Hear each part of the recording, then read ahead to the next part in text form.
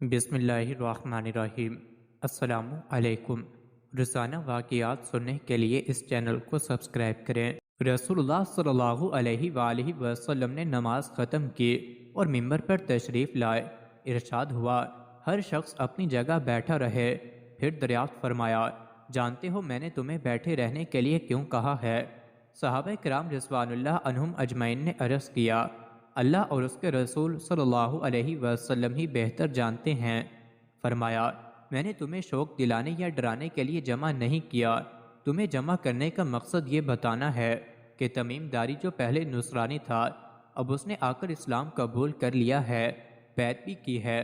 پھر اس نے مجھ سے ایک ایسی بات بیان کی ہے جو میرے اس بیان کے مطابق ہے جو میں تم سے مسیح دجال کے بارے میں کیا کرتا تھا۔ اب اللہ کے رسول صلی اللہ علیہ وآلہ وسلم نے تمیم داری کی زبانی بیان کردہ بات سنانا شروع کی۔ میں لقم اور جذام قبائل کے 30 آدمیوں کے ساتھ سمندر میں جو بھی جہاز پر سوار تھا، ایک بڑی موج آئی اور جہاز کو بہا کر لے گئی۔ سمندری طوفان میں ہمارا جہاز 1 مہینے تک ادھر ادھر لڑکتا اور بھٹکتا رہا، پھر اس کا رخ ایک جزیرے کی طرف ہو گیا، یہاں تک کہ سورج غروب ہو گیا۔ جزیرے کے قریب پہنچ کر ہم ایک چھوٹی سی کشتی میں سوار ہو گئے، پھر جزیرے میں داخل ہوئے۔ ہم نے وہاں ایک گھنے اور کھردرے بالوں والا چوپایا دیکھا۔ بالوں کی بہتات کی وجہ سے اس کی اگلی اور پچھلی جانب کا کوئی پتہ ہی نہ چلتا تھا۔ لوگوں نے اس سے پوچھا، تمہارے لیے بربادی ہو، تم کون ہو؟ وہ کہنے لگا، میں جساسہ ہوں۔ پوچھا، جساسہ کیا بلا ہے؟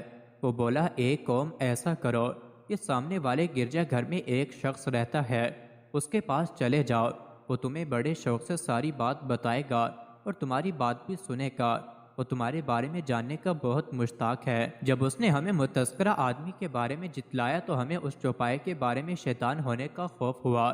ہم لوگ جلدی سے اس آدمی کی طرف چل دیے اور گرجے میں داخل ہوئے۔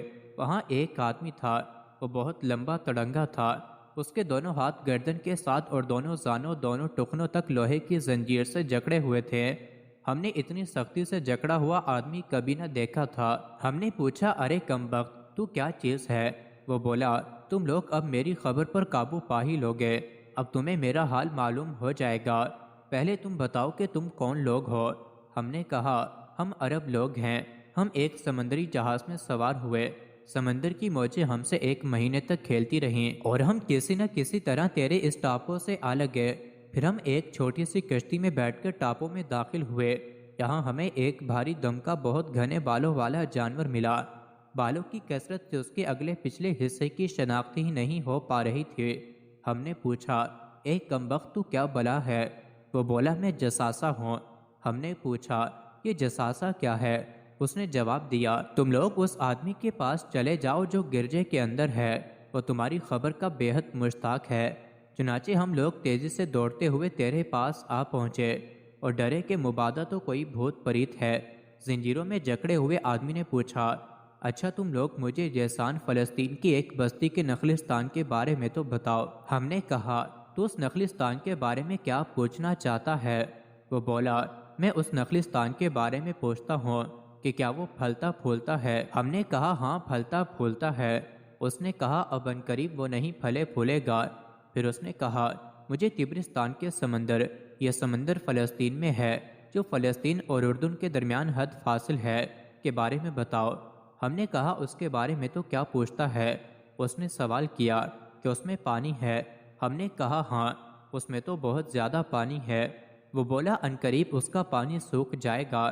پھر اس نے کہا، مجھے زغر ملک کے شام کا ایک شہر کے چشمے کے متعلق معلومات دو۔ ہم نے کہا، تو اس چشمے کے بارے میں کیا جاننا چاہتا ہے؟ کہنے لگا، کیا اس میں پانی ہے اور کیا وہاں کے لوگ اس پانی سے کھیتی باڑی کرتے ہیں؟ ہم نے کہا، اس میں بہت پانی ہے، وہاں کے لوگ اس کے پانی سے فائدہ اٹھاتے ہیں اور کھیتی باڑی کرتے ہیں۔ وہ پوچھنے لگا، مجھے نبی الامتی صلی اللہ علیہ وآلہ وسلم کے بارے میں بتاؤ کہ وہ کیا کر رہے ہیں؟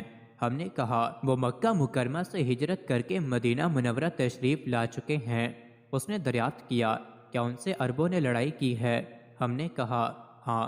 پوچھا، اس کا نتیجہ کیا نکلا؟ ہم نے کہا، انہوں نے قرب و جوار کے عربوں پر قبضہ پا لیا ہے اور عربوں نے ان کی اطاعت قبول کر لی ہے۔ کہنے لگا، کیا ایسا ہو گیا ہے؟ ہم نے کہا، ہاں۔ وہ کہنے لگا، یہ عربوں کے حق میں بہت اچھا ہے کہ اس کی اطاعت کریں۔ لو اب میں تمہیں اپنے بارے میں بتاتا ہوں، میں مسیح دجال ہوں۔ اب وقت آیا ہی چاہتا ہے کہ مجھے یہاں سے نکلنے کی اجازت مل جائے گی۔ جب میں نکلوں گا تو ساری دنیا میں گھوموں گا، تمام چھوٹی بڑی بستیوں کا 40 دنوں میں دورہ کر لوں گا۔ ہاں، میں مکہ مکرمہ اور مدینہ منورہ میں داخل نہیں ہو پاؤں گا، کیونکہ ان دونوں شہروں میں میرے لیے داخل ہونا حرام ہے۔ جب بھی میں ان دونوں شہروں یا ان میں سے کسی ایک شہر میں داخل ہونے کی کوشش کروں گا، ایک فرشتہ ننگی تلوار سونتے ہوئے میرا استقبال کرے گا اور مجھے شہر میں داخل ہونے سے روک دے گا۔ ان شہروں کے ہر راستے پر فرشتے ہیں جو ان کی حفاظت کرتے ہیں۔ اس حدیث کی روایت فاطمہ بنت قیس ہیں، جو ضحاک بن قیس کی بہن ہیں۔ وہ کہتی ہیں کہ اس موقع پر اللہ کے رسول صلی اللہ علیہ وسلم اپنے ممبر پر کھڑے تھے۔ آپ نے اپنے عصا سے ممبر پر ٹیک لگائی اور فرمایا، یہ طیبہ ہے، یہ طیبہ ہے، یہ طیبہ ہے، یعنی مدینہ۔ پھر فرمایا، کیا میں نے تمہیں یہ باتیں نہیں بتائی تھیں؟ لوگوں نے جواب دیا، بے شک بتائی تھیں۔ ارشاد ہوا، جب مجھ سے تمیم نے یہ اوپر والی باتیں بیان کی تو یہ وہی باتیں تھیں جن کا میں تم سے ذکر کر چکا ہوں اور مکہ اور مدینہ کے بارے میں بتا چکا ہوں۔ آگاہ رہو، دجال بحر شام بحیرہ روم یا بحرین بحیرہ عرب میں نہیں، بلکہ وہ مشرق بحر ہند کی جانب سے آئے گا۔ پھر آپ نے مشرق کی طرف اشارہ فرمایا۔ مزید ایسی ہی ویڈیوز کے لیے چینل کو ضرور سبسکرائب کریں۔